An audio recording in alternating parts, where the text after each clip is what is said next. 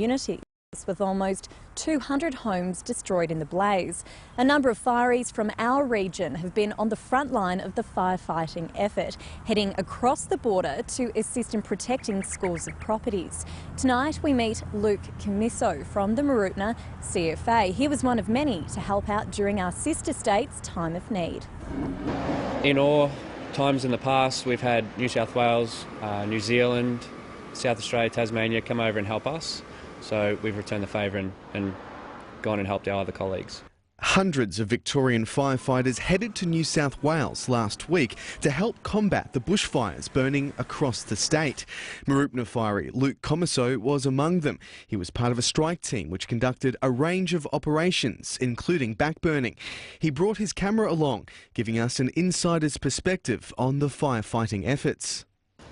More to show my colleagues what the terrain's like, what we went through up in New South Wales, and to show our friends and family what we actually go through on the fire ground. Luke says our region was well represented in the strike team. We had crews from as far as Yarrawonga to King Lake West, Mooroopna, Wairate, and it was an integrated strike team of staff members and volunteers. Most of the local CFA members are used to fighting fires on pretty flat terrain, so they had to quickly adjust to the new conditions.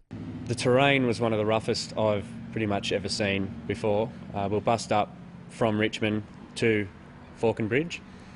When you'd walk out someone's backyard and you're pretty much looking straight down because it's really rough terrain, yeah, and the conditions were extremely windy, extremely smoky.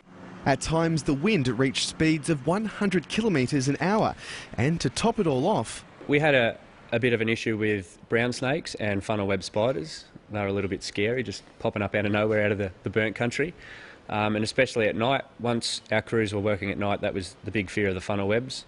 But for the fireys, seeing the appreciation on the faces of the local residents whose communities they're protecting is what it's all about. We were pulled up at a service station just refuelling the trucks, and we had members of the general public just coming up to us and giving us slabs of water and bananas and slabs of Gatorade and eye drops, all that sort of stuff, and just the amount of thank you signs for the fireys that were around the towns that we're at. And yeah, it was just absolutely amazing, and we'd be cheered on as we're driving past them in a strike team. It was amazing.